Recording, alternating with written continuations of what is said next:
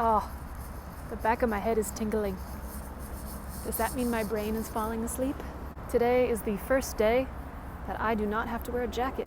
I'm extremely happy. So today I'm gonna go check out Kim Kwang Suk Street. Oh, that's really hard. Kim Kwang Suk. He's a famous musician.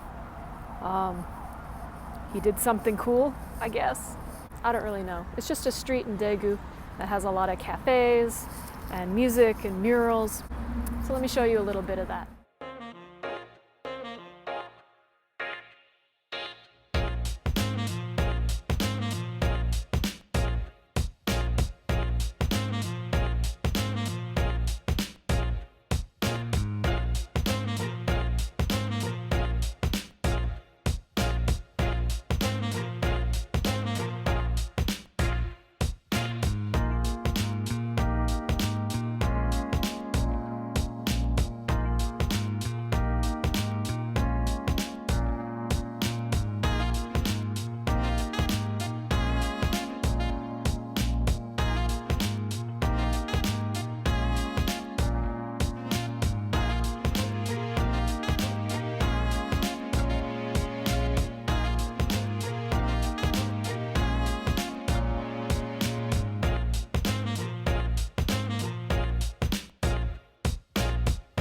Alright, and now I gotta make this video kind of quick because my battery's dying. Also, I'm holding up my phone with my arm and I can't leave it up very long. There's also construction going on in the background, so sorry. Listen, your girl is low production, okay? Alright, so today I'm gonna talk to you about describing characters. I wanna talk a little bit about personality and appearance. So first, let me give you some tips on creating a character. First, don't try to be too unique. I think people, when they make a character, they want to make that character stand out, or they don't want to make a stereotype, so they start to go too unique. For example, I always see heroines with green eyes, which is very strange because only a very small percentage of the population actually has green eyes. The most popular eye color is actually brown, but everyone thinks brown is boring, so they go with something crazy like violet or hazel or green. Hey, excuse me, I am talking here. Really, the most popular eye colors will be brown and blue. And that's not a stereotype, that's just a statistic. Besides, the stereotype isn't what your character looks like because your readers aren't even looking at your characters. They're imagining them. Really, the stereotype is what you do with their personality, not what you do with their looks. Which brings me to my next point. When you're creating a character, you have to get rid of your own stereotypes. So for example, maybe you've watched too many movies from the 90s and you have this stereotype in your head that all blondes are kind of ditzy, or they care about fashion, or they want to save the environment or some crap like that. I would just like to say that I am dark blonde. This is not brown, this is actually blonde. See? See? Anyways, I am blonde. I have a bachelor's degree in video game design. I have 12 years martial arts experience, and I think paper straws are the dumbest invention made by man. So just stop thinking in terms of stereotypes, and your characters will not be stereotypical. If your characters come out as a stereotype, that's actually your fault, not your readers. Another thing to think about is that genre matters. So if you're writing a science fiction novel, your characters will look completely different than if you are writing a rom-com. I'm getting an arm cramp.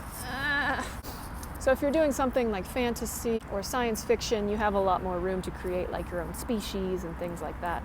So you have a lot more creative power. If you want to do like a romance novel or kind of a literary masterpiece, you kind of have to think about what characters suit that kind of genre. That doesn't mean you have to make them stereotypical. It just means you have to think about how their personality and their background fits. You just have to think about how their personality fits within the genre. Also, when you're creating a character, the inside is going to come out on the outside. So for example, if your character is very lazy, they're going to have clothes that are not ironed. If your character is really outdoorsy, they might have some cuts in their hands, or they might just always be wearing a hat, sunburn. Can you hear that? Is that going to mess with my video? All right, I moved further, but I don't think it's going to help.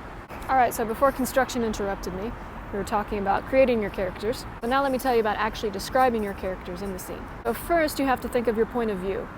Who is describing the character in the scene?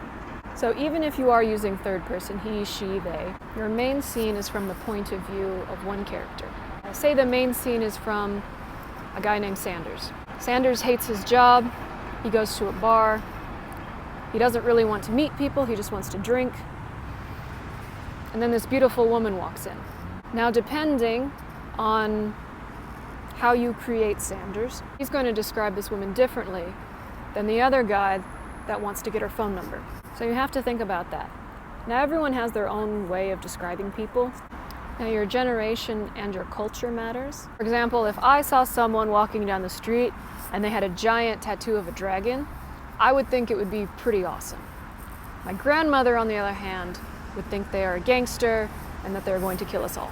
So you have to think about generations, culture, age, occupation, life experience, when one character describes another character. If Thomas loves Sandy, he's going to describe Sandy completely differently than Sandy's archenemy Susie. Think about who's describing the character and what is their background and what is the mood that they're currently in when they meet this character. So a main character in a scene will not describe themselves. Unless you're narcissistic like me, you're not really thinking about how you look. You don't really describe yourself in your head because you're used to seeing these things every day in the mirror. Your character's not going to talk about their blue eyes or their dark hair or things like that. Oh, which brings me to a very important point. Never use a mirror.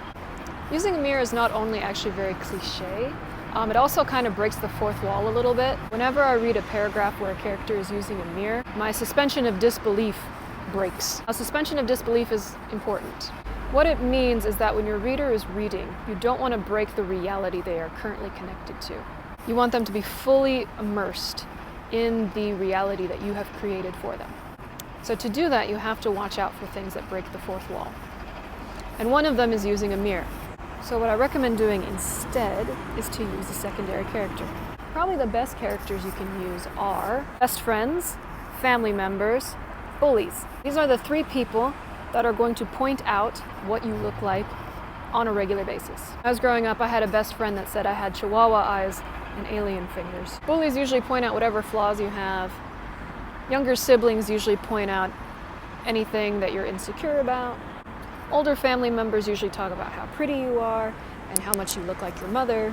So think about those things. Use those characters. They're the best. Now, when you actually want to describe your characters in a scene. So first, I always recommend making a very long description of your characters. Don't put that in the book, though. Make a long description of your characters for yourself. I also find that it helps to use pictures. You can use pictures from anywhere online, magazines. You can even use celebrities if you want. Just have some sort of imagery for your character. Try to find things that stand out about your character. So maybe your character has a cleft chin, or they have extremely large lips, or they have chihuahua eyes. When you describe a character actually in the scene, you're not going to use it all. And also very important to remember, don't describe everything all at once. Don't do like an information dump on your readers. So remember this word, pepper. Pepper is when you take small bits of the description and you layer it throughout the scene. That'll make it easier for your readers to ingest. And my final tip is to remember that your readers will not be looking at these characters. They're going to be reading their personality and they're going to be imagining their looks based on their personality. That's why it's important to have their personalities show up on the outside. I'm judging this dump truck right now. If you would like to have some examples on describing characters and do a little practice, I will be doing a workshop on my Patreon, and it'll be in 3 parts. The first part is going to be free for everyone, so you can go ahead and just go download this part right now. Part 1 is going to be brainstorming ways to describe your characters. The second part is going to be how to show the inside on the outside. And part 3 is how to describe the characters in a scene. So part 1 is completely free. You can go download that now at my Patreon, patreon.com/Deidre DeWitt. Oh, now my leg's asleep. I'm going to leave a link in the description if you want to download my free PDF on brainstorming ways to describe characters. If you have any questions, put them in the comments below. I'm going to go find food. I will see you guys next time. Peace.